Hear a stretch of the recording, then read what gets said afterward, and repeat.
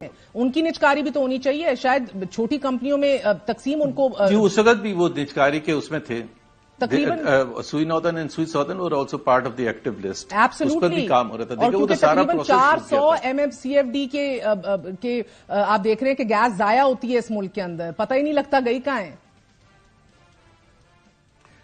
بالکل صحیح بات ہے. دیکھیں نا ہمارا جو مین چیز تھی, دو آبجیکٹوز ہوتے ہیں پرائیویٹائزیشن کے میرا خیال ہے براڈلی, کہ ایک تو جو بھی انسٹیٹیوشن ہے وہ چلنا شروع ہو جائے اور دوسرا جو losses for the people and government of Pakistan وہ ختم ہو جائیں. اور یہی ایک آبجیکٹو لے کے آپ آگے چلتے ہیں.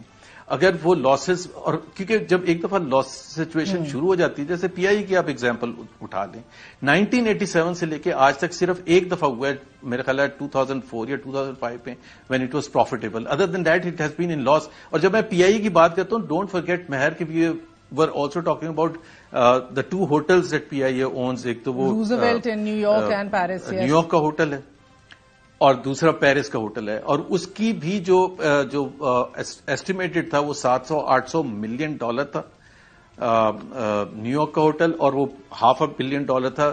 اب جس ملک میں فارن ایکسچینج کی اتنی کمی ہو اور پوٹینشیل آپ کا پڑا ہوا ہو اور آپ اس پر کچھ بھی نہ کریں اور چھوڑ کے چلے جائیں, تو میرا خیال ہے تھوڑا سا, اینڈ آئی تھنک میں نے تھوڑا سا اس لیے بھی اس چیز کو اوپن کیا, I think it should be debated more and more. Sir ایک سوال پوچھوں گی, کہیں نہ کہیں کیونکہ آپ لوگ آخری ہچکیاں نہیں تو مثبت طور پہ کہنا چاہیے آخری مراحل میں تھے نجکاری کیس کے, اور اتنی کمٹمنٹ تھی اوپر سے میاں صاحب کی بھی, کہیں نہ کہیں آپ کو کہیں فائنانس منسٹر کی طرف سے یا کسی اور کی طرف سے کہیں عمران خان کا کہا گیا, یا کوئی وہ ڈر تو لومنگ نہیں تھا کہ یہ ہم سارا کر جائیں اور اس کے کوئی پولیٹیکل فوائد کوئی اور نہ حاصل کر جائے؟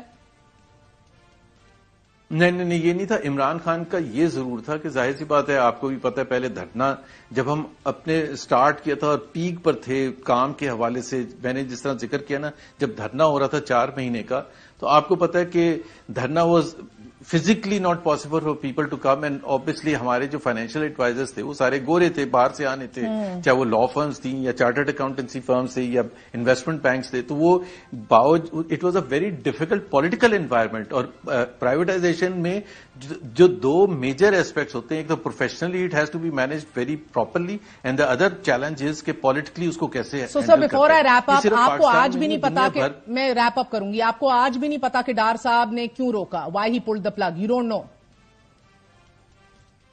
میرا خیال ہے ان کا جس طرح ایک پولیٹیکل ریزن ایک ہو سکتا ہے کہ جی جو پریشر اوور آل تھا کنٹری میں, that could be the reason. But دیکھیں نا, وہی تو پولیٹیکل ول ہوتی ہے کہ آپ نے اینڈ میں جا کے اس لاسٹ جو سٹیج ہے, لاسٹ ریڈ لائن کو کراس کرنا ہے.